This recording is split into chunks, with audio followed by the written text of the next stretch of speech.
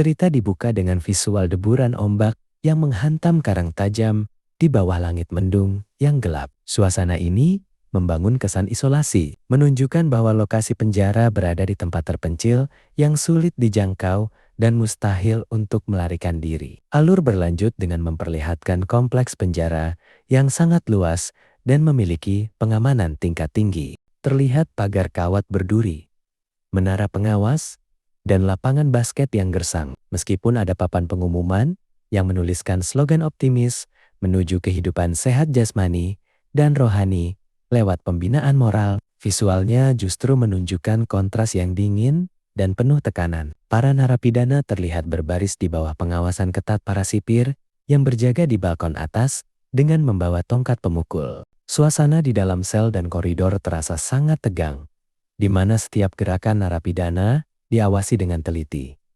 Ketegangan memuncak saat terjadi kerusuhan mendadak di area umum. Seorang narapidana berbadan besar, berkepala botak, dan penuh tato melakukan serangan brutal. Ia menyandera dan menyerang seorang petugas sipir menggunakan senjata tajam shank. Aksi kekerasan ini menunjukkan betapa berbahayanya lingkungan di penjara tersebut dan menjadi pemicu konflik utama di awal cerita ini. Keributan pecah di ruang makan penjara. Narapidana bertato yang sebelumnya melakukan serangan kini menyandera seorang petugas sipir dengan menodongkan senjata tajam ke lehernya. Baki makanan berserakan di lantai, menciptakan suasana kacau dan mencekam yang membuat narapidana lain berteriak ketakutan. Di tengah kepanikan tersebut, muncul seorang petugas sipir muda berambut biru dengan aura yang sangat tenang namun mengintimidasi. Ia adalah karakter utama bernama Ji-hun.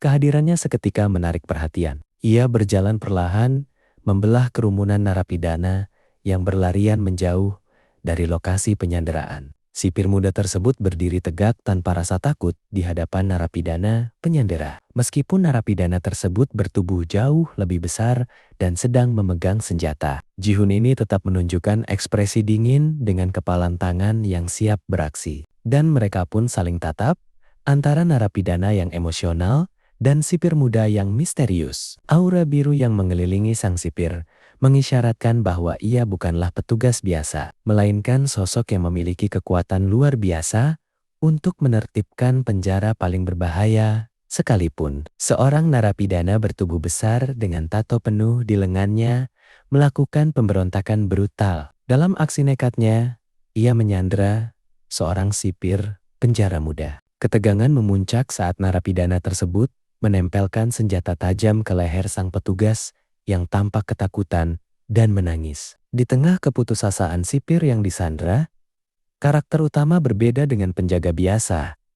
Ia memancarkan aura dingin dan tidak kenal takut. Tanpa banyak bicara, Ji-hun bergerak maju menghadapi narapidana yang mengamuk tersebut. Saat narapidana mencoba menyerang, sang protagonis menunjukkan kemampuan fisik di atas rata-rata. Dengan gerakan yang sangat cepat digambarkan dengan efek motion blur pada lengan, ia melancarkan serangan balasan. Menggunakan tongkat taktis atau serangan tangan kosong yang presisi, ia menghantam titik vital lawan. Narapidana tersebut tersungkur dengan posisi kepala di bawah, bersimbah darah. Sang protagonis berhasil menetralisir ancaman hanya dalam hitungan detik, menunjukkan bahwa ia bukanlah penjaga penjara sembarangan. Narapidana tersebut tampak terlempar ke udara dengan ekspresi kesakitan yang luar biasa saat konfrontasi fisik memanas. Tidak menunjukkan keraguan sedikit pun. Matanya memancarkan aura dingin yang membuat lawan tak berdaya. Narapidana yang tadinya mengamuk kini hanya bisa tersedak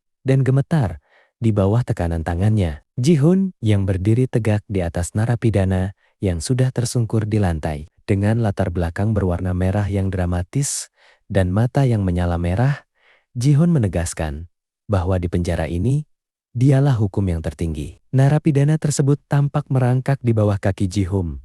Mengakui kekalahan totalnya, suasana di dalam kantin penjara terasa sangat mencekam. Para narapidana sedang makan dalam diam. Namun, ketegangan menyelimuti ruangan. Seorang narapidana memukul meja dengan emosi, menunjukkan betapa tidak stabilnya situasi di dalam sana. Para narapidana lainnya tampak ketakutan. Mereka gemetar sambil memegang sendok makan mereka. Di sudut lain, terlihat bayangan kekerasan yang mengerikan. Seorang tahanan terkapar di lantai dengan wajah babak belur di bawah injakan sepatu seseorang. Ini adalah tempat di mana hukum rimba berlaku. Dan yang kuat menindas yang lemah. Di tengah kekacauan dan rasa takut tersebut, muncul sosok pria muda dengan seragam penjaga penjara berwarna biru gelap. Berbeda dengan penjaga biasa, tatapan matanya tajam dengan kilatan merah yang mengintimidasi. Kehadirannya langsung mengubah atmosfer ruangan. Meski dia berdiri sendirian di hadapan kerumunan narapidana yang beringas, dia tidak menunjukkan rasa takut sedikit pun. Ji-hun berucap, kalau ada satu orang yang berbuat kesalahan, semua akan kena hukuman. Apa yang sedang kalian lakukan?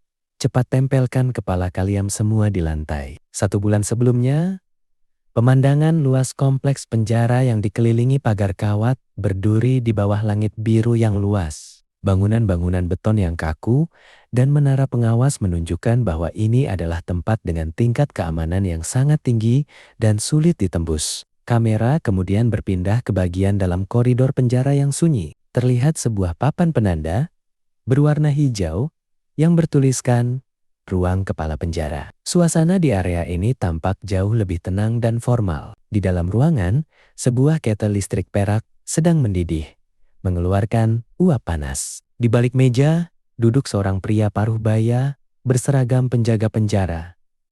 Dengan raut wajah yang sangat tegang dan serius, sambil menuangkan air panas ke dalam cangkir, pria tersebut terdiam 1000 bahasa dengan tatapan mata yang kosong, namun waspada. Di latar belakang, terlihat bendera Korea Selatan yang tergantung di dinding, menegaskan lokasi dan otoritas tempat tersebut. Meski aktivitasnya sederhana, ekspresi wajahnya menunjukkan bahwa ada beban berat atau ancaman besar yang sedang menghantui pihak pengelola penjara. Atmosfer di sana terasa sangat tertekan, ditandai dengan keringat dingin yang mengucur di wajah sang petugas. Seorang narapidana yang memiliki tatapan mata tajam dan dingin, terlihat sangat tenang, namun mengancam. Ia meletakkan teko air di meja. Gerakan sederhana ini seolah menjadi simbol dominasi di ruangan tersebut. Meskipun sang petugas adalah orang yang memiliki jabatan, ia justru terlihat ketakutan. Petugas itu tergagap dan berkata, tentu aku tahu. Ini mengindikasikan bahwa narapidana sedang menanyakan sesuatu yang sangat rahasia atau berbahaya, yang membuat sang petugas merasa terpojok secara mental. Narapidana itu kemudian memegang dan meninjau beberapa lembar dokumen di depan petugas tersebut. Dokumen ini tampaknya menjadi kunci utama dari kesepakatan atau ancaman yang sedang berlangsung. Episode ini membangun rasa penasaran tentang siapa sebenarnya sosok pria berpakaian sipil ini yang mampu membuat aparat gemetar ketakutan. Interaksi antara narapidana dan petugas tersebut mencapai titik didih. Petugas tersebut tampak sangat terkejut dan berkeringat dingin saat sebuah nama disebutkan. Han Ji-hun. Nama ini tampaknya merujuk pada seseorang yang tidak patuh atau menjadi pemicu konflik di masa lalu. Ketegangan semakin memuncak ketika narapidana itu mengungkapkan alasan sebenarnya dari kehadirannya. Ia menyatakan dengan tegas, tidak mudah bagiku untuk menutup mata kalau ada sipir yang meninggal. Narapidana itu terlihat duduk dengan santai, namun memancarkan aura kemarahan yang tertahan. Dengan kemeja yang terbuka sebagian dan tatapan mata putih yang tajam, ia menunjukkan dominasi total atas lawan bicaranya. Ia memegang cangkir kopi dengan tenang, kontras dengan ekspresi petugas di depannya yang membeku ketakutan. Menghadapi pernyataan tentang kematian sipir tersebut, sang petugas hanya bisa terdiam 1000 bahasa. Ia tampak tidak berani membantah atau memberikan penjelasan lebih lanjut. Memperkuat dugaan adanya konspirasi di balik jeruji besi. Wajah sipir itu pucat pasif dan tiba-tiba terdengar suara ketukan. Narapidana itu menyela, siapa itu? Kelihatannya ada tamu. Jadi saya permisi dulu. Sipir itu dengan wajah yang berkeringat menjawab, baiklah. Selamat istirahat. Narapidana itu pun menimpali, oh ya Pak, berikutnya yang akan datang adalah profesor sendiri. sambil membuka pintu. Di sini kita belum tahu siapa profesor yang dimaksud. Wajah sipir itu bertambah pucat dan berkeringat dingin seketika, menandakan profesor adalah ancaman yang menakutkan. Ji-hun pertama kali masuk ke ruangan kepala sipir. Ia bertemu dengan para narapidana kelas kakap. Tatapan matanya yang tajam dan dingin menunjukkan bahwa ia bukan sipir biasa. Ia adalah predator yang sedang menyamar untuk memburu pelaku di sarang lawan. Ji-hun tidak gentar sedikit pun. Matanya yang tajam menunjukkan bahwa ia memiliki rahasia atau kekuatan yang melampaui tugas normalnya. Ketegangan terhenti saat Ji-hun dipanggil menuju ruang kantor kepala keamanan. Di dalam ruangan yang penuh tumpukan dokumen, seorang atasan senior tampak terkejut atau curiga dengan kehadiran sang sipir baru tersebut.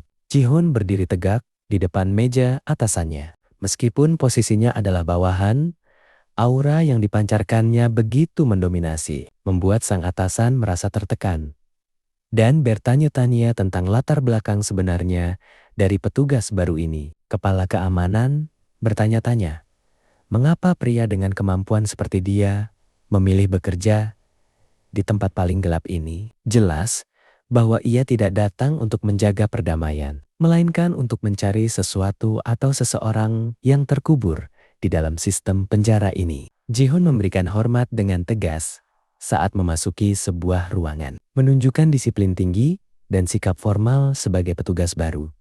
Kepala penjara tampak sedang memeriksa berkas-berkas pribadi Ji-hun, kurikulum vitae, sambil memberikan ekspresi yang agak sinis namun tertarik. Kepala penjara mempersilahkan Ji-hun duduk. Terjadi dialog singkat di mana kepala penjara menyebutkan bahwa Ji-hun bukan sekadar penjaga biasa. Di sini, kita diberikan petunjuk awal bahwa Ji-hun memiliki latar belakang yang kuat, atau mungkin motivasi tersembunyi mengapa ia memilih bekerja di penjara tersebut. Kepala sipir berkata, "Wah, luar biasa kau lulus ujian administrasi yang sulit itu dengan nilai sempurna di balai pelatihan." Ji-hun menimpali Pak Kepala, sepertinya tahanan tadi sudah terbiasa masuk ke ruangan ini. Pak Kepala menjawab, "Tadi kami hanya melakukan konsultasi biasa." "Apa itu? Orangnya yang membunuh Pak Yoon Jong-min?" Ji-hun membalas dengan ekspresi dingin yang penuh dendam. Pak Kepala terkejut dengan pernyataan itu. Ia menjawab, "Apa maksudmu? Pak Yoon bunuh diri karena terlilit hutang judi." Ji-hun menjawab, "Apa mungkin saya datang ke sini tanpa mengetahui apa-apa?" Dengan ekspresi yang panik dan marah, Pak Kepala mengatakan, "Apa yang ingin kamu katakan di hari pertamamu bekerja? Kalau begitu bagaimana kalau kita membahas Pak Park yang hilang 1 tahun lalu?" Pak Kepala semakin pucat dan terkejut. "Jangan terlalu terkejut begitu, Pak. Saya tidak berniat mengorek kejadian itu setelah sekian lama." "Apa artinya Anda akan menutup mata soal kejadian itu?" "Ya, begitulah." Ji-hun menimpali. "Sebagai gantinya, bisakah Anda memenuhi satu permintaan kecil saya?" Di depan koridor penjara narapidana itu, nampak sedang memberitahu informasi bahwasanya ada seorang petugas sipir baru. Di dalam ruangan terdengar balasan suara. Ia berkata, "Bagaimana rupanya? Apa menurutmu dia bisa diajak bekerja sama?" "Saya berpapasan dengannya sekilas, tapi saya tidak menyukai karena sorot matanya penuh perlawanan." Ia pun menjawab, "Menarik, bawa dia ke sini di hadapanku. Biar aku yang menilai bagaimana cara mendidiknya." "Baik, Profesor." Tiba-tiba narapidana melihat seorang sipir yang berjalan menghampiri. Ia berkata, "Hei, kau pikir kau sedang berjalan masuk kemana?" Dan ia pun menyuruh anak buahnya untuk membawanya ke hadapannya. Pria gendut pun berkata, "Kau dengarkan, ikutlah dengan kami dengan tenang." Ji-hun pun berkata, "Tahanan 5331. Cepatlah kembali ke selmu." Si gendut pun mengerenyit dan mencengkram kerah baju Ji-hun. Ia mengumpat, "Kau tidak bisa membaca situasi ya?" Ji-hun dengan nada dingin kembali berucap, "Ini peringatan terakhir. Cepatlah kembali ke selmu." Tiba-tiba, Ji-hun langsung melayangkan tongkat dengan pukulan keras menghantam wajah si gemoy hingga gumpalan daging di pipi menjadi satu. Suara terdengar. "Apa seorang sipir memukul salah satu dari kita? Jangan diam saja, cepat keluarkan senjata kalian." dan memerintah hancurkan salah satu tangan dan kakinya. Ji-hun bergumam sesuai rumor, ternyata di sini sangat kacau. Dengan kecepatan kilat, Ji-hun menerjang bawahan narapidana itu. Dengan cepat pula, ia melumpuhkan semuanya. Kemudian narapidana itu mulai menerjang sambil berteriak bajingan. Ia lalu melayangkan sebuah serangan menggunakan pisau.